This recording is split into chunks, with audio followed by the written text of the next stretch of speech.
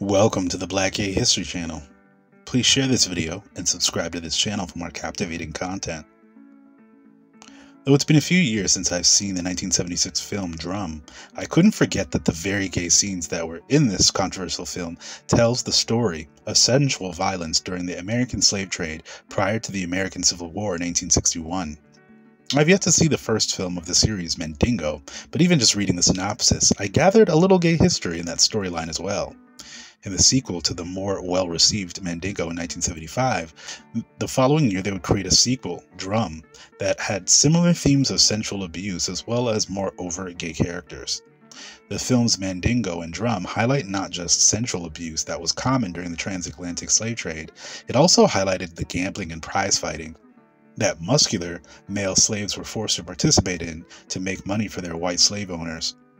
The slavers felt that Mandinka people, who were a diverse West African ethnic group from many countries like Guinea, Mali, and Senegal, were genetically predisposed to be great fighters.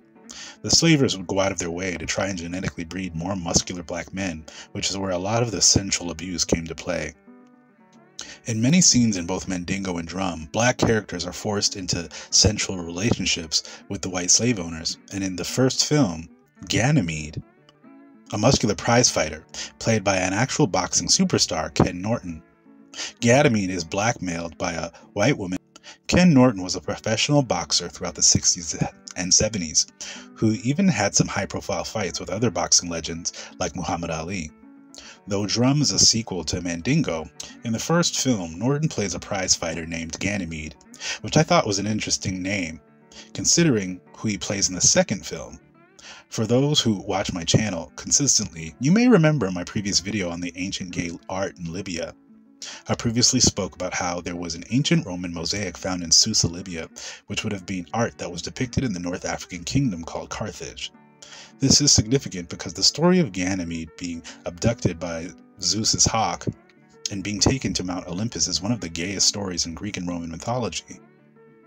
The writers of this myth make it clear that the ruler of Mount Olympus, Zeus, stole the beautiful young shepherd, Ganymede, to take him to be his lover and the royal cupbearer to the gods.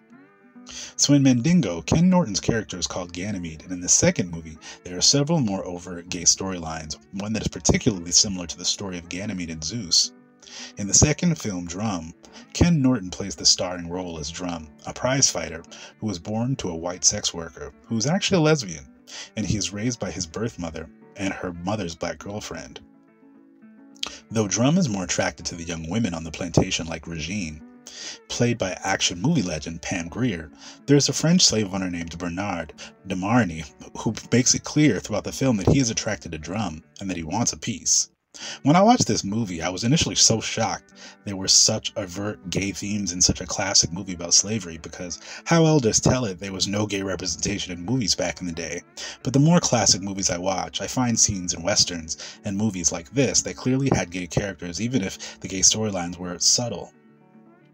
After Drum wins a prize fight, de Marny allows Drum to pick a woman that he's allowed to lay with as a prize for his hard work.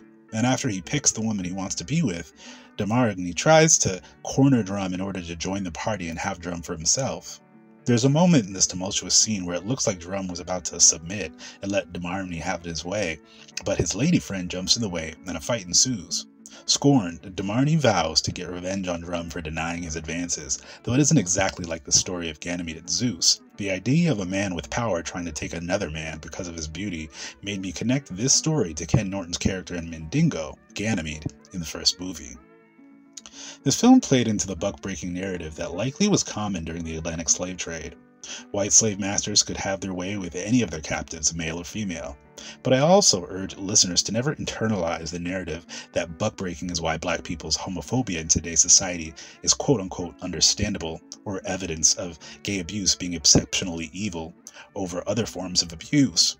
Because though homophobes would love to focus on the gay villain de Marny in the second film Drum, in both movies the sensual abuse from white women against black men was way more frequent. White women on plantations would threaten the black men with accusations of didn't sleep with them, and that accusation could cost a black man his life. So with this history, straight black men today are still having children with white women in droves, so clearly the abuse that they endured from white women during slavery was not a deterrent to these relationships today. Have any of my classic film buffs seen Mandingo and Drum from 1976? I'd love to hear your thoughts in the comments below.